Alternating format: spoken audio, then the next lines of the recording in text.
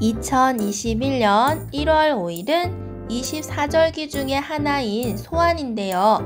이름으로는 작은 추위라는 뜻을 가지고 있지만 우리나라에서는 대한보다 오히려 소환에 더 강한 추위가 오곤 한답니다. 그래서 대한이 소환의 집에 가서 얼어 죽는다 라는 속담도 내려오고 있지요. 이렇게 날씨가 추울 때일수록 도움이 필요한 이웃들이 있는데요.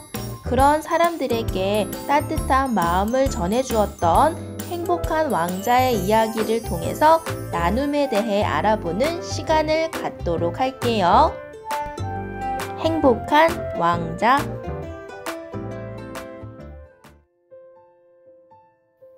안녕, 나는 행복한 왕자야. 나는 가난한 사람들을 도와주고 싶어. 지금부터 나에게 어떤 일이 일어날까? 어느 도시에 행복한 왕자의 동상이 있었어요. 그 동상은 온몸이 순금으로 덮여 있고 두 눈에는 푸른 사파이어 보석이 박혀 있었어요. 게다가 빨간 루비 보석이 박힌 칼도 차고 있었지요. 정말 멋진 동상이야. 저 왕자님을 보고 있으면 우리도 행복해져. 사람들은 동상을 보며 칭찬을 아끼지 않았어요. 어느 가을날 제비 한 마리가 이 도시로 날아왔어요. 제비는 너무 지쳐 쉴 곳을 찾고 있었죠. 다른 제비들은 벌써 따뜻한 이집트로 떠났지만 이 제비는 갈대 아가씨와 사귀느라 홀로 남게 된 것이에요. 나랑 같이 떠나지 않겠소? 제비가 물었지만 갈대는 살랑살랑 고개를 저었어요. 할 수 없이 제비는 갈대 곁을 떠날 수밖에 없었지요. 아, 저기가 좋겠다. 제비는 행복한 왕자의 발밑에 내려앉았어요. 제비가 막 잠이 들려 할 때 커다란 물방울이 뚝 떨어졌어요. 비가 오나? 제비가 고개를 들어 위를 보자 행복한 왕자의 두 눈에서 눈물이 흐르고 있었어요. 당신은 누구세요? 왜 울고 있죠? 제비는 이상한 생각이 들어 물었어요. 행복한 왕자가 눈물을 흘리며 말했어요. 살아있었을 때 나는 행복한 왕자였어. 하지만 지금은 너무 슬프구나. 저 가난한 여인과 아픈 아들 때문이지. 여인은 바느질을 하느라 바빠 아픈 아들을 돌보지 못하고 있어. 아픈 아들이 오렌지를 먹고 싶다고 조르지만 여인에게는 물밖에 없구나. 제비야, 나 좀 도와다오. 제비는 난처한 표정으로 말했어요. 전 친구들이 기다리는 따뜻한 이집트로 가야 해요. 제비야, 내 칼자루에 박힌 루비를 뽑아 저 여인에게 가져다 주렴. 제비는 행복한 왕자가 아주 슬퍼 보였어요. 좋아요. 왕자님의 심부름을 해드릴게요. 제비는 칼자루에서 루비를 뽑아 그 여인의 집으로 날아갔어요. 여인은 피곤에 지쳐 잠들어 있었고 아픈 아들은 침대에 누워 뒤척이고 있었지요. 제비는 바구니 안에 루비를 놓고 나왔어요. 심부름을 하고 돌아온 제비가 행복한 왕자에게 말했어요. 참 이상해요. 왠지 몸이 따뜻해지는 느낌이 들어요. 다음 날 달이 뜨자 제비가 행복한 왕자에게 말했어요. 왕자님, 안녕히 계세요. 저는 이제 떠나요. 제비야, 하루만 더 있다 가면 안 되겠니? 저기 다락방이 보이지? 그곳에서 글을 쓰는 젊은이가 추위에 떨고 있단다. 땔감 살 돈이 없나 봐. 그 젊은이에게도 루비를 가져다 줄까요? 아니, 더 이상 루비가 없단다.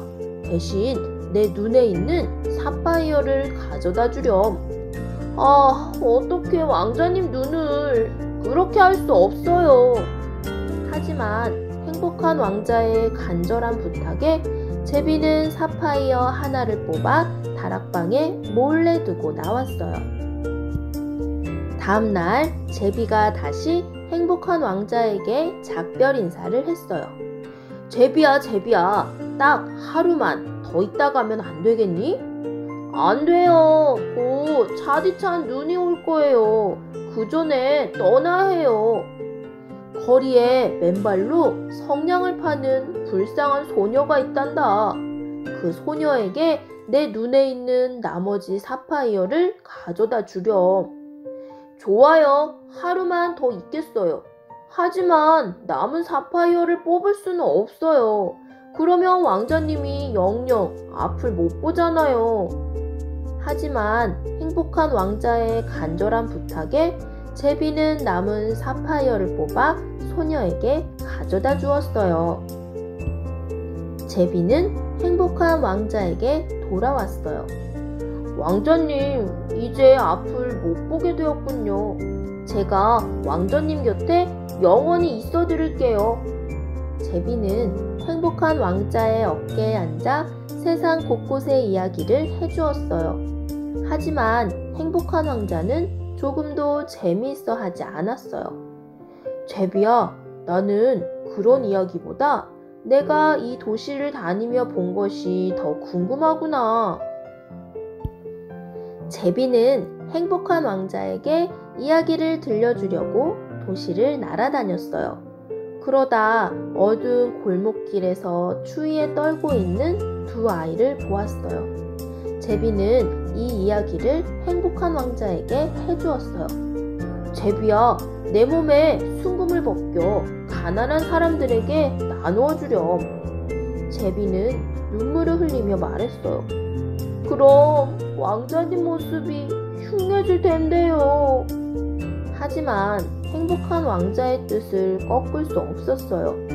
제비는 행복한 왕자의 몸에서 순금을 벗겨 가난한 사람들에게 나누어 주었어요. 그러던 어느 날 눈이 내리기 시작했어요. 제비는 날개를 파닥이며 몸을 따뜻하게 하려고 애를 썼어요. 하지만 추위를 견딜 수 없었지요.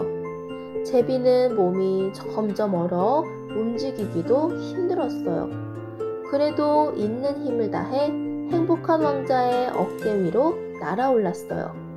그러고는 행복한 왕자의 귀에 대고 힘없이 말했어요. 안녕히 계세요, 왕자님. 제비는 행복한 왕자의 발밑에서 숨을 거두었어요. 다음날 사람들이 행복한 왕자의 동상 앞을 지나며 말했어요. 동상이 언제 저렇게 지저분해졌지? 발밑에 제비까지 죽어있잖아. 저렇게 흉한 동상은 더 이상 쓸모없어. 사람들은 행복한 왕자의 동상을 치워버리자고 했어요. 얼마 지나지 않아 동상은 뜨거운 용광로에 던져졌어요.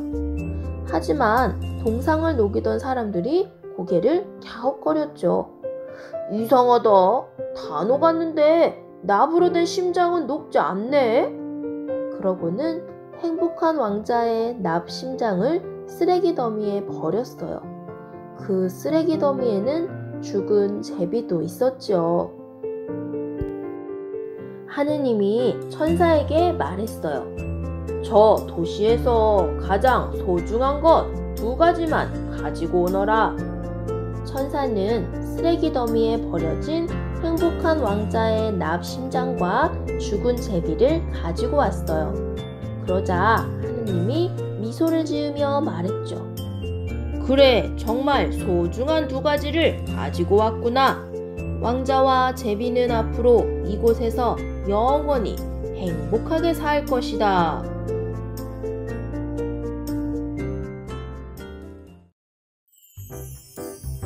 행복한 왕자는 순금과 보석으로 장식된 멋진 동상이었어요. 하지만 행복한 왕자는 가난하고 어려운 사람을 돕기 위해 자신이 가진 것을 아낌없이 내놓았지요. 행복한 왕자처럼 어려운 이웃에게 자신의 것을 아낌없이 나누어 주는 일은 세상을 더욱 아름답게 만들어요. 행복한 왕자처럼 나누는 삶을 실천한 사람이 있는데 바로 앤드루 카네기예요. 카네기는 철강 회사를 차려 돈을 많이 벌었기 때문에 철강 왕으로 잘 알려져 있어요. 이러한 사실과 더불어 많은 사람들이 카네기를 기억하는 이유는 자신이 번 돈을 사회에 아낌없이 내놓았기 때문이에요. 저는 평소의 인생은 두 시기로 나뉘어야 한다고 생각했습니다. 전반부가 돈을 열심히 버는 시기라면 후반부는 번 돈을 사회복지를 위해 나누는 시기이죠. 이 말처럼 카네기는 나이가 들자 회사를 팔아 그 돈의 대부분을 사회에 되돌려 주었어요. 카네기는 미국에만 3,000개에 가까운 도서관을 세웠고 다른 나라에도 300여 개의 도서관을 세웠어요. 또 카네기 재단을 만들어 교육, 문화 등 다양한 사회복지 사업에 많은 돈을 기부했지요. 카네기는 행복한 왕자처럼 나누는 삶이 얼마나 가치 있는 삶인지 보여준 사람이에요. 가난하고 어려운 이웃에게 아낌없이 나누어주는 일은 세상을 아름답게 해. 친구들도 나처럼 어려운 이웃을 도와주렴. 행복한 왕자는 아일랜드에서 태어난 오스카 와일드라는 동화 작가가 쓴 이야기예요. 오스카 와일드가 살았던 1800년대 영국은 산업의 발달로 도시가 생겨나고 많은 인구가 도시로 몰려들었어요. 하지만 1800년대 후반 경제 상황이 좋아지지 않으면서 일자리를 구하지 못한 실업자가 늘어나게 되고 도시에는 가난한 사람들이 생기게 되죠. 그 결과 범죄나 가난 등의 사회 문제들이 많이 발생하였다고 해요. 와일드는 이런 1800년대 후반 영국의 가난한 사람들의 어려운 상황을 행복한 왕자를 통해 알린 거지요. 자신만 아는 부자들이 아니라 사람들에게 나누어주는 이웃들의 모습을 강조하고 싶었던 거예요. 이야기 속에서 행복한 왕자를 도와주는 제비는 계절에 따라 따뜻한 곳으로 이동을 하는 여름철새인데 영국에서 봄과 여름을 지내고 겨울은 따뜻한 남쪽 나라에서 지내기 위해 이집트로 날아간다고 합니다. 우리나라의 옛 이야기에서도 제비를 만날 수가 있는데요. 예로부터 제비는 음력 3월 3일 삼진날에 날아오는 좋은 새로 알려져 있지요. 더구나 제비가 집에 와서 둥지를 짓는 것을 좋은 징조로 여겼다고 합니다. 행복한 왕자처럼 나눔의 마음을 모두가 갖기를 바랄게요. 다음 시간에 또 만나요. 안녕히 계세요.